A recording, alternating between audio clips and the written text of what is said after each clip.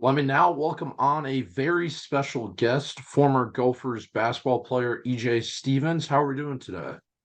I'm doing good, man. Blessed, man. Happy to be here. Yeah.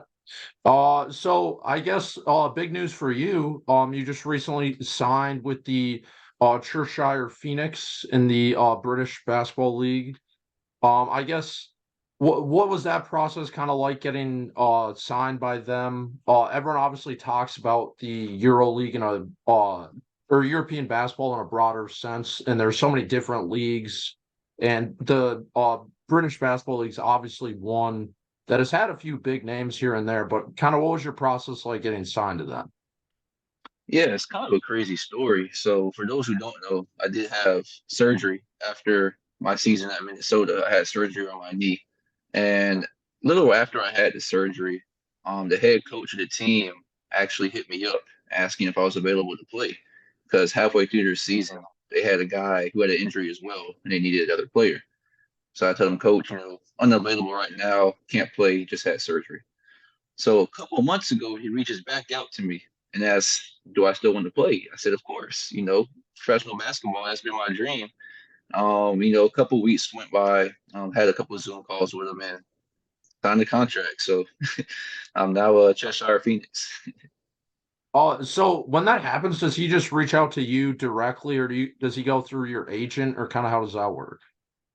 Usually it would be through an agent, but in this case, he just came to me directly through Instagram message. I guess because he had me on his radar after my year at Minnesota, so he just came to me directly. We had a conversation, and he got in touch with my agent, and worked out a deal. That's interesting, I guess. Did you know about the British Basketball League beforehand, or did once you reached out, did you kind of do some research? I had heard of it. I wasn't too familiar with it, but I definitely did some research after he reached out, and it looks like it's a really good league. They're growing. I know they have a couple NBA guys over there now. The London Lions are the best team. They have Sam Decker over there. Costa Kufos was with them for a little bit. So it's a really good league. The media coverage is really well. The fan support is very good. So it'll be fun. I'm really looking forward to it. Have you ever been in the Europe area in England before? Well, at my first college over at Lafayette, we did a Europe trip after my freshman year. And we did Germany, Prague, Czech Republic, and Hungary. So I liked it over there. The culture was cool. The architecture was very amazing. The weather was beautiful. So I'm looking forward to experiencing something different. Yeah, definitely. It sounds like it'll be a unique thing because, like I said, everyone when they talk about playing overseas, they kind of think of the Euro League, but there are so many other smaller leagues that are so talented. Right. Yeah, so I guess, like right now, are you living back at home in Florida, or kind of what are you up to now before the season starts? Yeah, I'm back home in sunny Florida. Been enjoying the weather now for about almost 2 years. After 2023 season, I came back home and did my surgery recovery down here. So I've been at home, enjoying time with the family. And now I'm just getting ready for the season. I leave late August, so I have a little over a month left here before I head over to Europe. But yeah, back home in Florida. So during your last season with the Gophers, did you always have, I guess, the plan or the desire that you wanted to play at the next level after? And did you know you were going to have to get surgery on your knee, or kind of what was your decision making between the end of that season to now? Yeah, the plan was always to go the professional route. That's always been a dream of mine as a kid. So that's something I desire. And as far as the injury, I played hurt the whole season. A lot of people don't know that. I was hurt the entire season. So I got with our athletic trainer, Ardot, after the season. We did a 6 week rehab program to see if that would kind of shake the injury. It didn't really work. So that's when I knew I had to get the surgery afterwards, and I'd probably be out for the next season. Wow, that's interesting. So you obviously mentioned that your first college, you were at Lafayette College in Pennsylvania, and then you transferred to the Gophers. Now, obviously, in the last 5 years, transferring is way more common than it used to be. But kind of that process, I guess, for you, when you enter the transfer portal, like, did you have the plan during your last season at Lafayette that you were going to enter the transfer portal, and what was that process like? right after the season, and because I'm assuming it had to be pretty daunting when you have a scholarship and then you're like, uh, I'm just gonna opt to not use my last or not play for another year, and you enter the portal, and then there's no saying who's gonna contact you. So kind of how was that whole situation like for you? Yeah, it was a little intimidating at first, because after being in one place for 4 years, you're kind of used to the system, used to the staff, the school, the campus. But Lafayette didn't have a post-grad program, so I wouldn't have been able to earn a master's degree. So that's the main reason why I wanted to transfer. And I feel I had a pretty successful season, so I knew I would get some looks. So I hit the portal, and it was fun because I was never really recruited coming out of high school. Lafayette was my only scholarship offer. So to have different schools reaching out to me, it was fun because I had never went through that process before. Then once Coach Johnson reached out, it was a done deal. I knew I had to go play in the Big Ten. Oh, what other schools, I guess, reached out to you and were showing, I guess, serious interest? Loyola Chicago. I was gonna go to Loyola Chicago. That would have been Coach Valentine's first year over there. University of South Florida back home here. They were reaching out. I had other schools like Townsend, San Diego, Iowa State a little bit before the coaching staff left. But Loyola Chicago, that's where I was gonna go. Then Coach Johnson reached out. He was still at Xavier, actually. He reached out first. Then when he got the job at Minnesota, we had a Zoom call and he offered me, and I committed the next day. Wow, that's a interesting story, I guess. So I guess when you're in the portal like that, like what's the process, I guess, to enter the portal? Like, do you uh obviously someone's probably helping you through it, but like do you have to like go on the website and just enter the portal, or like when you decide that you want to do that, like what's the first step for like a recruit to do that? The first step is to reach out to the compliance office. So you send an email out to compliance telling them that you want to enter the transfer portal, and then they put your name in the portal. How that looks, I'm not sure. I don't know if it's a domain or a website that they have for coaches to look at. But I just reached out to compliance, informed them I would be entering the portal, and I told all my coaches, they all do, I would be entering the portal.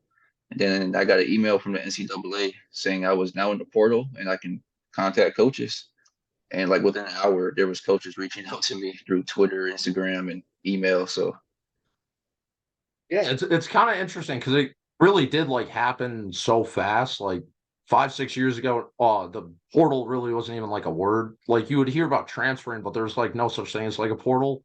So I find it interesting how quickly it's evolved and how much it like continues to evolve. Because obviously now it's such a big part of college athletics. And I guess once you were in the transfer portal, obviously, and all those other schools were mentioning, were uh, contacting you and stuff, what stood out about Coach Johnson compared to the other schools that ultimately made you want to commit to Minnesota? the biggest thing was Coach Johnson himself. Just the energy he had in our Zoom call, the energy he was bringing to the program. It really aligned with what I wanted in a head coach. He was a former player, so I know he was going to be relatable. He's young to be a head coach. And two, Minnesota is the Big Ten. I knew the competition was going to be high. I know it's the best conference in college basketball. Lottery picks are going to be playing in the conference. And that's something I wanted. I wanted to play against higher competition.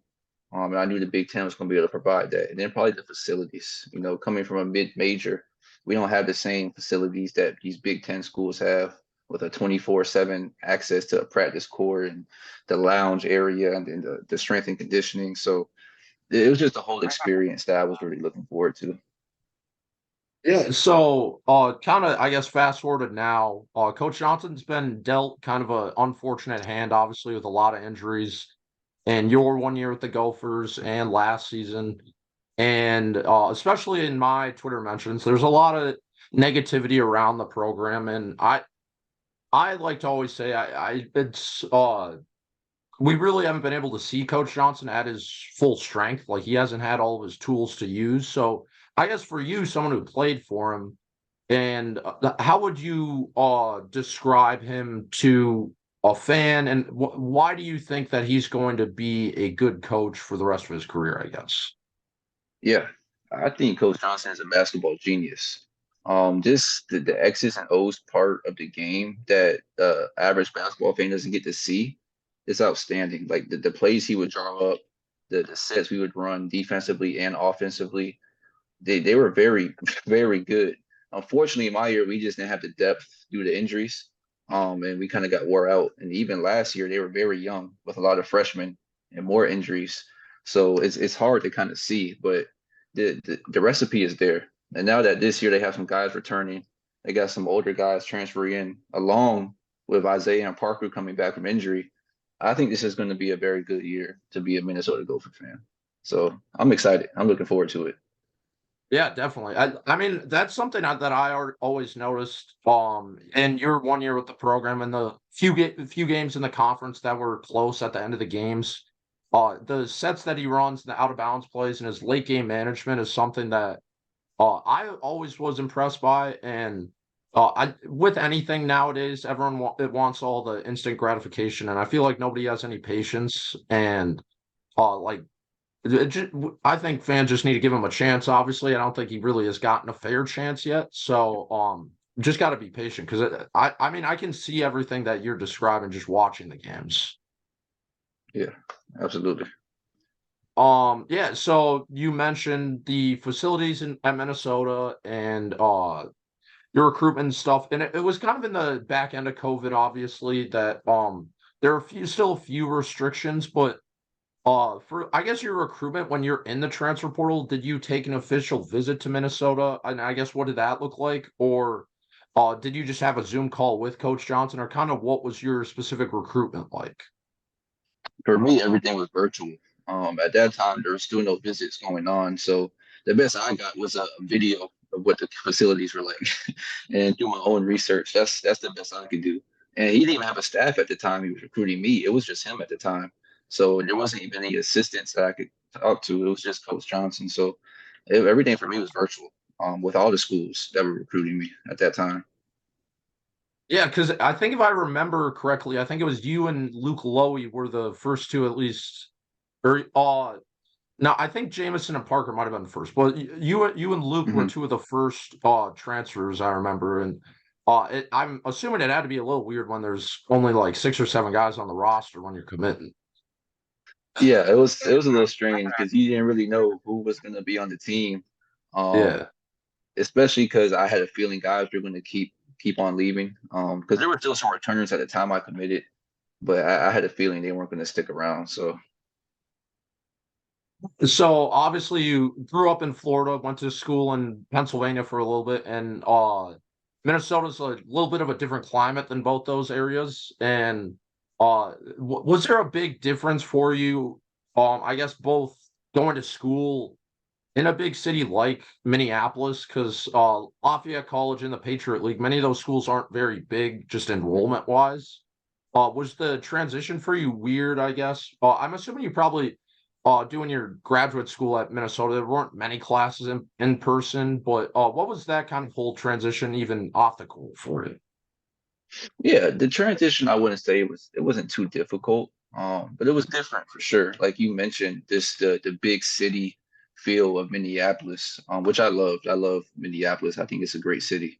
But coming from about 3,000 enrollment to over 50,000, it's like big culture shock. It's a lot more faces that you see around campus. The campus was massive. I still haven't seen the entire campus, and I was there for a year.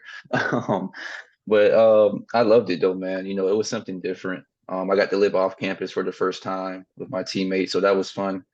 And the climate change, it was a big difference. Pennsylvania is cold, but that Midwest is different. That Midwest is a lot different. So that was definitely some adjustment I had to get used to. Were you just in a house off campus with other players, or were you in an apartment, or kind of what was your living situation like? It was an apartment. Yeah, it was an apartment. We each had our own bedroom and our own bathroom, so that was cool. We had like a living room and a full-size kitchen, as long as a washer and a dryer in there. So it was a really good living arrangement. Yeah, definitely. So, your year obviously with the Gophers, Parker and Isaiah have been hurt consecutive years, but when it happened, your season even more of a I guess loss, being that you guys didn't have much depth to begin with. Uh, how tough were those, I guess, practices when I know there are a few there were 1 or 2 COVID pauses during the year, and then by the Big Ten tournament, you guys only had 5 or 6 players that last game. How hard was it, like day to day, when you guys only had a certain amount of players compared to teams now that might have like 15 guys? Right. Yeah, it was tough, man. Spirits wise, just knowing guys are breaking down. Not everybody's healthy, whether that's due to injury or sickness. It was tough. But I give Coach Johnson a lot of credit for keeping us engaged mentally and for keeping the practices light. We during the season we didn't go too hard in practice. There was a lot of non-contact stuff because he knew guys weren't 100% healthy. And a big shout out to our managers, man. We had like 8 or 9 managers that were there every day, on the court with us, blood, sweat, and tears, just getting in the court, getting working with us, doing things that players should have been doing, but we just didn't have the depth because of injuries or sickness. So managers had played a big part of that. And shout out to all my guys. Yeah.